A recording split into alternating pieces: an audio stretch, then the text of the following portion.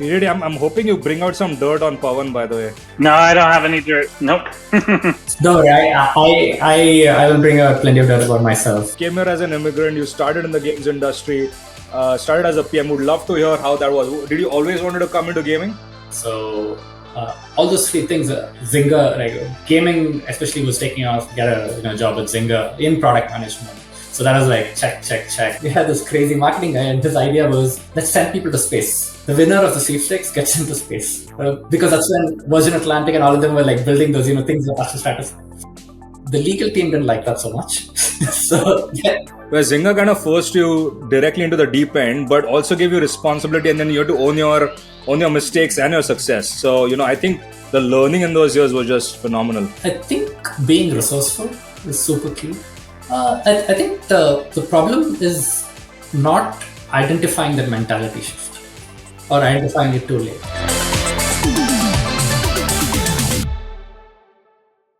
All right. Hello, everyone. Welcome to our new episode of the Game Makers Lounge. We have a friend here who's Pawan, who's someone both CJD and I have worked on at Zynga.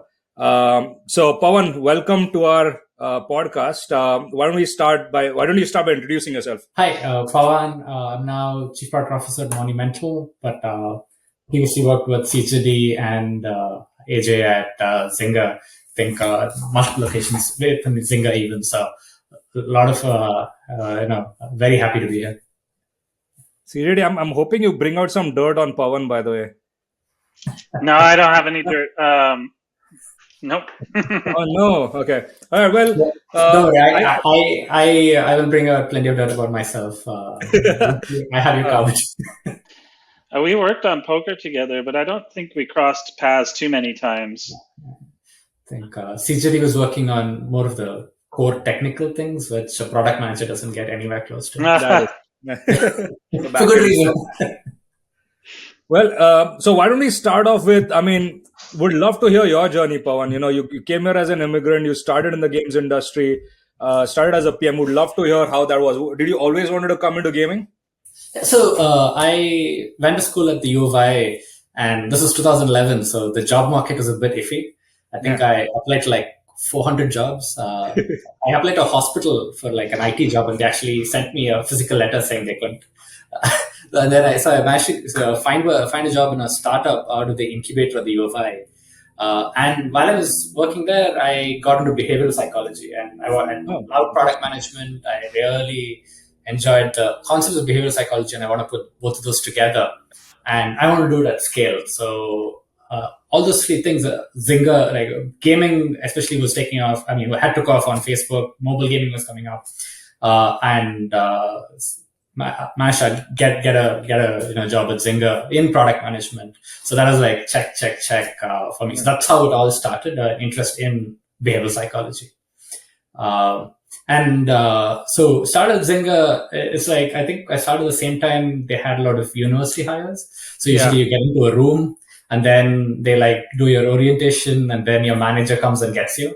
And they don't tell you which project you're on. So I was like, okay, Farmville, Word, something. And then suddenly I get pulled into poker. And I had not even thought that poker would be a thing. But a lot of my friends growing up in India at the time, Zynga poker was huge on Facebook. Yeah, it was definitely huge. My family used to play that nonstop.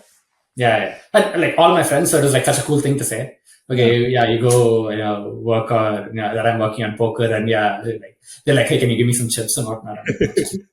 So that's how it began, and that's how. Of course, they asked for the chips, but we absolutely couldn't do that, and everyone be like, "But why? Yeah. What do you mean why?" I bet CJD you could do that. You could just connect to the database, do whatever you want. No, we were physically able to do it, but it was a big no. We were not. We never allowed did anything to do like that. Yeah. No, like that was you'd be fired. Yeah. Without instantly. We were not allowed to give. In fact, people got in trouble when they got caught doing such things. That's true. Yeah, we had quite a solid anti-fraud department who track all like chips inflow, outflow, and they were on it. So, So that's how I started. That's how I started gaming. Yeah. That is very cool. So talk to us about your journey. So you've got in. So you've kind of checked the boxes you wanted to. You're right. Gaming has a lot of like human psychology involved. It was obviously a very hot field at that point in time. I think Zynga is also an extremely fun company to be at. So I think it was just a lot of amazing people had come together in that company. And then, okay, you were on the product management track. How was it? Because as much as Zynga had amazing tech and engineers, it also had a really, really strong product management core, right?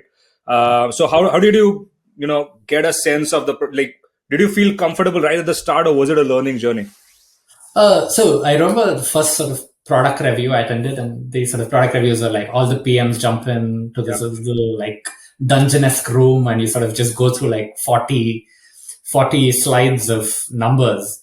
And it's all acronyms and abbreviations. And I think by like the 20th slide, I had no idea what was going on. It's like speaking in like literal, just sentences full of acronyms. But so that was my, like, I think that was the second day of Zynga. And from there, it was a learning curve. And the good part was Poker was a great spot for product management, because you had like very disciplined leaders at Singapore. So they would, I almost had like a 2 or 3 month training sort of span. When I joined, Zynga would do these boot camps. So there's 2-week product management boot camps. You'd go through past releases, like what happened with Cityville 2, and like design a feature that would do this, and how you would come up with expected outcomes. It was like, I think that those 2 weeks probably had one of the biggest impacts on my quality as a product manager compared to anything else. So start there, and then you would be given a readout, go, this feature just launched, instead of the senior PM who's doing this, you go write the readout for it. And then they put me on the fraud team for a couple of months just to figure out, how, at the time, I think you had people in Indonesia trying to like get chips. So they would have internet cafes where kids would go, they would give money to kids to go play and get chips, and then they would go sell those chips, and you had to get in between that and all of those. It was like fascinating. And I remember doing this, we just launched leaderboard feature, and I did the readout for the leaderboard feature. And the GM at the time said, okay, so what would you do next? And I didn't know how Zynga, like the entire roadmap worked at the time. I wasn't yet in one of those like pods. Usually what would happen is all the PMs would come up with one-pagers, and they would have a potential swag cost, and then they would have an expected outcome. And the game was the sort of the ROI between the cost and the expected outcome. They would just stack rank it, and that would become the roadmap, which was weird to me. But I didn't like get into all of that yet. So I went off for like a month and, went through all the arena systems possible, all the ladder systems possible. And this entire thing, research, and I presented, hey, here's what we should do. And it was, I think, and all the other PMs were like, this is never going to get built. But John, who was a GM at the time, absolutely loved it. And he was like, okay, let's build it. So wait, it was like a complex system. Why did other PMs think that it wouldn't be built? Because I think the cost alone was like 9 months, right? Okay. And the basic thing it needed, we didn't have, which was the sort of leaderboard bucketing system, which would allow for you to move from one tier to another. And it was like, I think, Lisa, you built that. So I pitched it, and because I had no idea of how to play the game. And they were like, let's go build it. And then it got really fun, because John sent me to Central Tech, and he said, okay, go work with them to build this feature. And I still remember, I think it was on 5th floor. All the conference rooms were called like famous restaurants, and this one was French Laundry. Where I was talking to you, AJ, about this, and I think I was like trying to make it as simple and as low cost as possible. And what you told me was, don't worry about the cost, just tell me what you want, and I'll build it for you. Like, awesome. And I think that tech probably has the highest ROI of all tech built in Zynga, just because of how many teams have used that leaderboard thing. Yeah, for sure. So there was that. And then I got pushed to like make this really big. So I worked with the marketing team and the legal team, because we want to do sweepstakes. And we had this crazy marketing guy, and his idea was, let's send people to space. The winner of the sweepstakes gets into space. Because that's when Virgin Atlantic and all of them were like building those things that passed the stratosphere. The legal team didn't like that so much. So then we sort of dialed it down to build out, we would give out a Shelby GT500. But I had to learn all about sweepstakes laws and gambling laws in order to like, get that feature shipped out. But at the same time, I had to go work with a procurement company who would do the sweepstakes, legally, because each state you have to like follow the right rules, Yeah, and then yeah, how do you actually give out the Shelby right to the winner and all of that. So it was fascinating working on that as well. And so at the same time, we had this, I think, one of the strongest player intelligence groups around, and I could actually go, they do focus groups and player interviews, and I would sit yeah. behind a one-way mirror and see all of this happen. So it was like fascinating just to see all of this, which I probably only read in books until then. Because I was just going to say that, I mean, like this was where Zynga kind of forced you directly into the deep end, but also gave you responsibility, and then you have to own your mistakes and your success. So, I think the learning in those years was just phenomenal. Yeah. And as the sort of increased in cost and all of that, I had to like go first, like pitch this to then to like Pincus, and then to Don Matic, who was the CEO at that time, and BK, who just joined, and all of that. And it was like fascinating, just through that one feature. I don't think it's touched so many different disciplines and all of that. So it was really, really, just that getting through that experience, I think was like, give me like a really good foundation in like making games. Yeah. Yeah. And so I do have one question, right? So let's continue on your journey. So you're a PM now. You're kind of understanding how the game is played. You're obviously learning new things, but not every PM at Zynga becomes a GM, right? And you achieved to do that. And there were obviously extremely smart people around you. So I would love to kind of double click on what do you think? I know you're a humble guy, but what skills and qualities that you think you had that really helped you on that journey?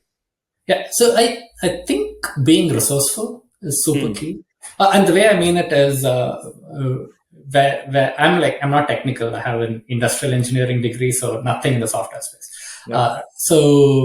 I realized that in hackathons where people would go do things and actually ship things in hackathons, and I couldn't do anything by myself. Mm-hmm. I would have an idea, this and that, but I had to like get an artist to get something for me, get a dev to do something for me. But I am good at being resourceful that way. I think getting that consensus, getting people excited about something, and pushing it forward. So that I think is like probably my strongest suit, rather than like any hard skill or anything like that. That is such an interesting thought. I want to kind of speak a little bit about that, right? Imagine a world where you were actually someone who could build. Perhaps you would then have an idea and just jump right in. I think, in fact, not having that capability forced you to almost create these connections with everyone around you, be it an artist, be it an engineer, to get things done. And I think the power of getting things done is what, at the end of the day, is what leadership is about. So, yeah, fascinating. And if you sort of look at the sort of, you go from being, say, a director of product to being a GM. Yeah. Usually, if you're a director of product, you're in most of your like key time is spent with other product managers. And usually you can mix it with any product manager in the room. You're as competent as any of them. You can do most of the things that any product manager in the room can do. Yeah. But when you become a GM, usually product management becomes a small part of what you're doing. And then you go into a room where you're the most incompetent person in the room with literally everybody. You go into a room with engineers and you're like, at least I don't know anything, right? Yeah. Compared to what engineers knew, or, from a design point of view, the designers have such a vast skill set compared to what I can play games. There's a difference between playing a game and designing a game. So, I think but with it, as a GM, you have to, they report into you. You set outcomes and whatnot. So learning how to handle and be productive in a setting where you're the least competent in that subject area is key. And I think being resourceful there is like, and being able to build those partnerships is very critical. Yeah, that's a very important point. I do have one question, and this is actually a very personal question. I never left the engineering realm. I was always in it, similar to CJD here. But my question is, I had few friends at Zynga who were engineers who moved into product management. And so do you think they had an edge because they understood tech and now they were also decent at product? Or do you actually think that is not a strength? I would love to hear your perspective, because you've probably also seen engineers turn PMs. I think it is definitely a strength. I think it definitely depends on person to person, but when you have no sort of technical basis, you're at the mercy of whatever the engineer says, right? And a lot of times, there are engineers who, if they don't like the feature, the cost will increase by that much. Yeah. But I think if you have that technical sense, it is always it's a big strength. And I think the most productive people have multiple lines of expertise. So if you say breadth is on one side and depth is on one side, then people who have breadth but multiple depths, they can connect things much better. I think probably the Renaissance age person, Da Vinci and all of them are the epitome of what you would say is something like that. So having multiple skill sets 100% works. Even if you have, like, say, a good design or an art background connected with anything else, it pays off in multiples rather than, it's not linear, it's like exponential multiple stuff. Makes sense. Yeah. And so in this journey from like a PM to a GM, what was maybe one or two of the most challenging things that you went over? Was there like a mentality shift the minute you were given the job of becoming a GM now? I think the problem is not identifying that mentality shift or identifying it too late. Because let's say you're a PM, most of what you're doing is, you're writing specs, you're running A/B, experiments and whatnot. So you know exactly what you have to do. And the output has a very clear, you succeeded or you failed. As you sort of expand, then you get into, like, if you want, you get into management, and then you have to manage people in addition to doing your job. And then you get into like road mapping, and that there are like some elements of strategy. And by the time you get to say owning or running, becoming a GM, your mentality shifts from to more towards, this is my business and I'm going to run it. So, when you're a PM, it's usually only the top line is sort of worried about what your revenue is. But by the time you get a GM, you have to worry about all the lines in there till you get to the bottom line. That every time you have a mindset that's like, you gain those additional responsibilities, that identifying what that mindset shift that you need to make and being adaptable, I think, is key. Compared to trying to do things that used to work before and they might not work anymore. And I think the best way to probably do that is to sort of understand all the ways you can solve problems, not just one way. So if you have multiple decision making frameworks, first principles approaches work, sometimes last principles approaches work, sometimes a different way works. My sort of approach to do all of this is to actually build out role models, either people I know who've been at a certain, like, who are further along advanced, and how they do what they do, or even people like reading biographies and sort of forming those role models in your head, or sometimes you're merging a couple of people and say, what would this person have done in that point, in that position? And that's sort of how I try to approach this. Yeah. So did you have one at Zynga? There were multiple. I think for the first time, I sort of close to being a director of product, and Monty, who's like my CEO right now, Monty Mentor, he came in and he had a very, very different approach to what I'd seen at Zynga previously. In multiple ways. He is both a product person and a design person. And a lot of things that we started doing after he came on board and started running poker was we would build, that's where like a lot of the bold beats came in.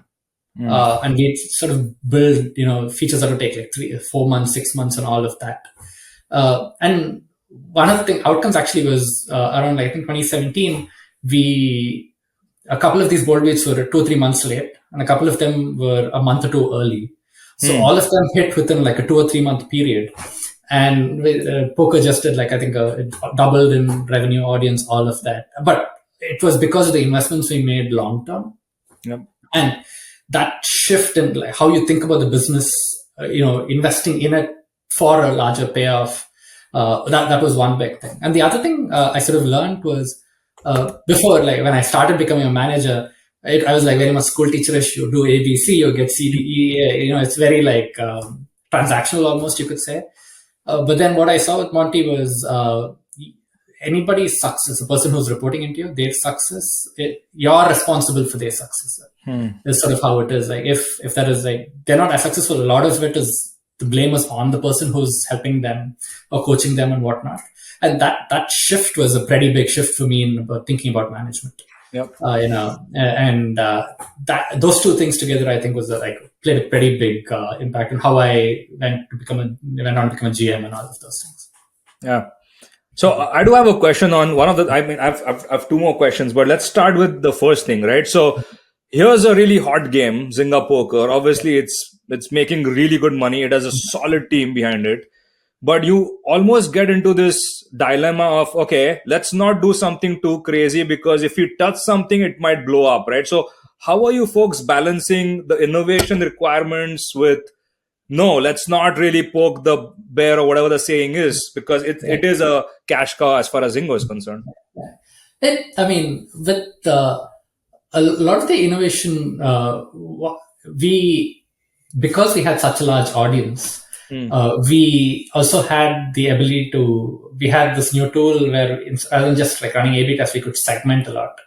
So whenever we took those risks, what we would do is plan it out in such a way that we could try to make it a very small, we could try it and say we had a humongous audience in Turkey.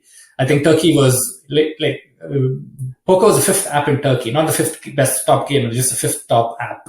And everybody in Turkey would play it. And so we could test just in the Turkey geo and see what happens, because they would play at the same time and all of that. So how you release and ramp had a big impact on the type of risks we could take. For example, we did this really good matchmaking system where it started with a smaller audience and then it sort of expanded pretty significantly. But sometimes you just have to go for it. For example, when we did the leaks feature, because people would change behavior based on whether they were in it or not, we just had to go, in a day, we just went, let's take this risk kind of thing. But I think that is during release and post-launch and whatnot. But the amount of knowledge and intuition you have of your game, that allows you to identify patterns, I think is the key. The amount of work you put into design, amount of work you put into talking to your players, amount of work you take to simulate what will happen when this goes in, was I think is important. For example, we had this entire league arena system where depending on how many of the chips you win is how you go up and down. And in order to figure out how user behavior would change, I actually had this analyst write me. I think he took a long time to write these queries that would take at the time about 2 hours to run each time, and I would give it slightly different inputs, and it would see how people's behavior would change as they got into week 3, week 4, week 5, and that allowed me to tune a little how many people progress from one league to the other and all of those things. So a lot of it goes into how much you can plan, how much you can simulate, and having the sort of escape valves if things don't go exactly to plan. So almost planning out every scenario that could go wrong and what is your reaction to that, I think is key. So planning a lot of that, and being almost paranoid. Yeah. I think one of the curious things I always found with poker, and probably the same with Words with Friends, is that all the innovation and all the things you put into the game, you have to be aware that you're actually just getting in front of the reason people are there, which is to play the game of poker, which does not change. Yeah. Mm-hmm. And so you're just propping up systems around the reason why people are there, and you have to make sure that you're not getting in the way of the reason they're there. And so it is an interesting dilemma of what's too much in the way and what isn't too much, and what keeps people coming back. Yeah, I don't think it could be better said. The core loop is the core loop, and right.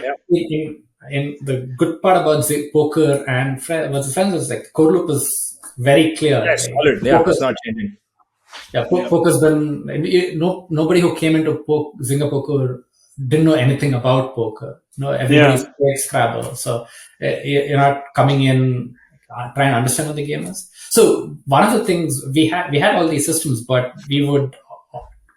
there was very few things that could interrupt you from, or actually nothing that could interrupt you from actually playing poker. There was nothing that would block you, and you spent. Hey now, if you hadn't been in the game for 6 months and you came back, about 35 dialogues would block you from playing poker.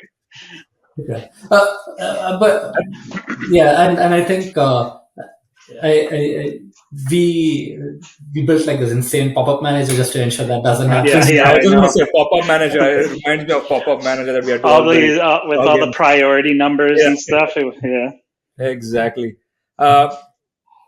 So on the topic of innovation, when like I mean, one interesting that you said, which is like as a GM, it was all about planning. See, because from an engineering side, we used to just get okay, we're doing this feature, then we go in execution mode. But was it for you where every quarter you had pressures or some numbers you all had figured out that you'll have to hit, which means then you have to like interlace bold beats with the small features because if this does not fire, then you have these others which can give you revenue. So talk to us about how it is in these big companies with revenue and AU pressures. So the thing was the very cool part. I was that I think will be an experience I cherish going forever is being part of that turnaround. And we were part of the turnaround as a public company. So even if you're doing things right, what the market needs to see is consistency and Yep. being very predictable. So that is, and but games are by themselves hard to predict, very hard to be consistent with because there are swings up and down. What we have is a great portfolio of games. So there would be times when some game was a bit light, some other game would step in and turn on like some revenue generating feature or whatnot. But it definitely was. We had many little things in our toolbox that would allow for getting a little bit more, juicing the system a little when it was needed. The tricky part was it's easy to, I think every dollar you pull forward, you lose about $3 or $4 on the back end of it. Correct. For example, you could run this crazy sale, you give away all these goodies, but then it reduces the reason for some player to buy anything later, right? So it's easy to pull the tricks and get the money early. But it's the hard thing is then you pay for it on the other side. Yeah, I mean, very few people realize like something like poker works like a country, right? It's an economy at the end of the day. You're controlling inflation and the value per coin. So 100%. So and we had many systems. So there was one which is typical to attacks is for every time you win chips at a table, and like how it works in a typical casino, there's a little rake. So the dealer gets like maybe 1%, 2%, whatnot. But then what we also had was a VIP system. So the more you sort of got into the game, the more you progressed, you got better, sweeter deals. So what a person at VIP level 1 would get for $5 compared to what a person at VIP level 6 would get for $5 is like different. And it's all in the game. You can see the VIP tiers and whatnot, and it's slots and all of that. So, but you have all of these systems. And poker was definitely had like a lot of a macroeconomic concept to it. Yeah. And we'd see all these like chip movements and how these chips moved based on like geo, player age, and all of those things. And it very like a lot of what the Fed is doing now is what we would do in the game. Okay, let's exactly the rate from like 1.5 to 1.53%. I think there's like a little balance, and that had like a huge impact. You needed to put in negative chip pulls to balance because it just grows otherwise, and a lot. Yeah. And we give chips out for free on a daily basis. It was like a huge chunk of like the daily bonus that you get. So and I remember there was actually one very weird bug that got in that you couldn't catch. Bugs? Wait, what bugs? Engineer has bugs? Really? It was probably not me. It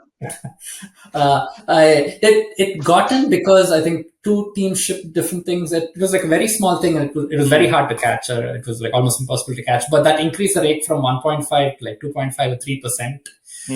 But it went out, and we didn't know what was happening for like a day, and it had like such a bad impact but we pulled it back. But like small changes like that had very immediate, very hard things. So and it was fascinating to sort of map all the economy out. Even though it's just a single economy, it was fascinating map the flows in and out. We'd have professors come and consult, professors who studied the airline loyalty programs. We had economists, all of them, and it was wonderful learning from them. But you couldn't directly apply whatever they were seeing because this was unique unto itself. Yeah.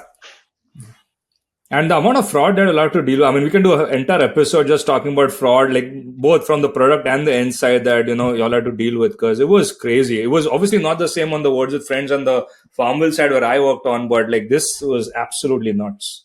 Yeah. It was, and we actually found we used, I think, a graph analysis to figure out the entire flow. So they had this insane system of they would have a bunch of little accounts like defrauding things, but then funneling all of it to a single account and then transferring it over. But the main thing we were worried about was how that entire, like, how players could be affected by it, and the information, all of that. So it was a constant ongoing battle. Yeah, and a losing battle at that. It is. It's like people have to do almost like tours of duty in the fraud and infringement department, because you literally are always chasing them, and you're rarely on top of it. And when you are, you're probably actually not. Yeah. If I think recently they've actually, I was talking to my friends at poker, and I think they've made like significant progress. There's a site called momschips.com, and it actually shut down because of how well. So they've done like a wonderful job right now. Oh, that's cool. Yeah. Good to hear. Imagine the site momschips.com. I don't know if it's back up or what have you, but last I checked. I'm gonna check after the podcast. It's intriguing. All right, so coming back to the leadership, you're GM now. Exciting things happening. You've spoken a little bit about your, what you learned from Monty, how you kind of went from a transactional manager to someone who really cares about the success of your team. Talk to me a little bit about your management style and your leadership style. I'm guessing it's something that's always evolving. You're always learning, I feel. What was yours? I think a lot of it depends on the team you have and what you're trying to achieve. And as you sort of get to that, where you have teams of teams, essentially, I think the key is to allow for autonomy. There's this, I think, Admiral Nelson, I think, who's like the Battle of Trafalgar beat the Spanish Armada, I think the 1700-1800s, which is like probably the most famous naval battle. He had a very unique approach to managing his fleet compared to everybody else. Before, it would be like signals and whatnot that would allow people to, allow entire fleets to navigate. All of it came from the captain's ship and whatnot. But he completely changed it around, where he would talk to his captains and he would explain the overall plan before, and each would know what they would do. And then he would just be one more ship in the battle. That's it. But everybody knew exactly what had to happen. But and so it went from my top-down micromanaging to like explain what you need the person to do, and give them the autonomy and the creativity to do it. Allow them the autonomy and the creativity to do it, which A is good if you're really lazy like me, and B, I mean, you don't have to like it's not like I hate being micromanaged or micromanaging.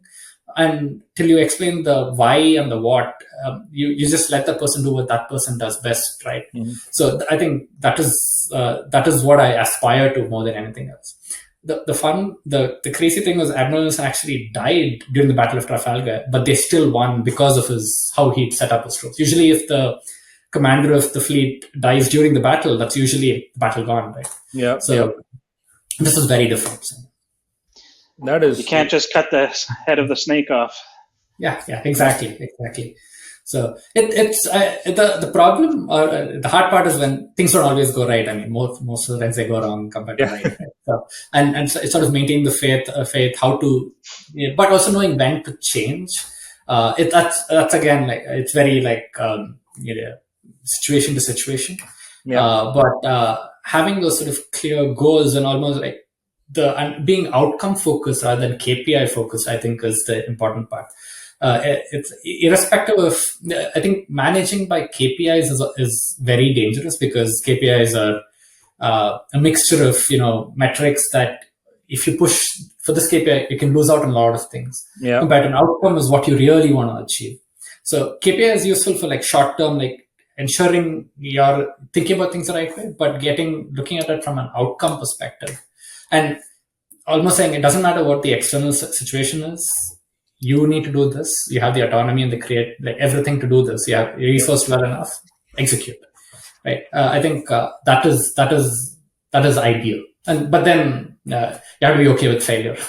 Yeah, and I think like it's also in this model very important to have the next layer who someone you can trust and they're capable. At the end of the day, the competency has to be there and the trust has to be there, where this model will absolutely thrive. But yeah, And but when I sort of used to work with slightly more people who are just starting their careers, product managers, senior product managers, all of that, I would let them fail, but I would have a dollar amount because you don't want the failure to be too rough. You don't want them to like fail too hard and break. Yeah. So I knew there's like only a 10% chance of something happening, but I knew, okay, it's like probably like not the dollar amount isn't crazy. So go fail. It's okay. Learn from it. Right. So, but if you can quantify it for that level, it makes sense.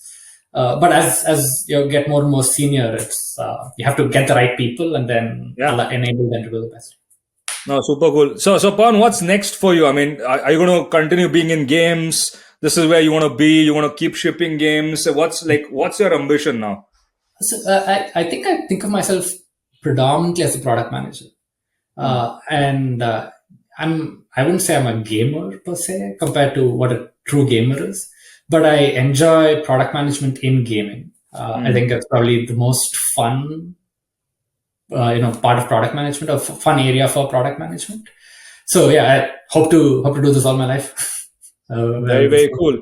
So let's also end this with obviously it's a very difficult time for our gaming industry. There are a lot of people aspiring to be product managers who would love to end this podcast with what advice would you give someone fresh out of school entering product management in games?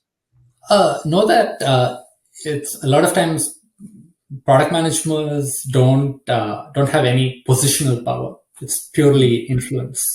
So, and a lot of people will work with you when they are aligned on the why rather than the what. So till you get a great job, if you do a great job of telling people why you want to do this, and if they can articulate your position to somebody who disagrees with you, if you're having a discussion with a product manager and your engineer actually says, hey, this is why we're doing this, I think that's the best win. So I think that is one really key skill in that. And it's the other thing with the product manager is literally anybody can be a product manager. Anybody, like for example, anybody who can write can be a writer. There is no there is a low bar for entry. But you need to have a large skill set. You need to understand, market research. You need to understand. You need to be strong on the analytics side. You need to have really good soft skills. But nobody's like got all of them. So understand what your strength is, and then work on everything else. But understand, get a really good sense of where your strength is, and go towards doing things that will help your strengths more than anything else. Super cool. That was some really awesome advice there. So again, it was lovely talking to you after a long time, Pawan. Thanks for coming to our podcast. I really appreciate it. I had a blast. Thank you. Thank you both. All right. Cheers.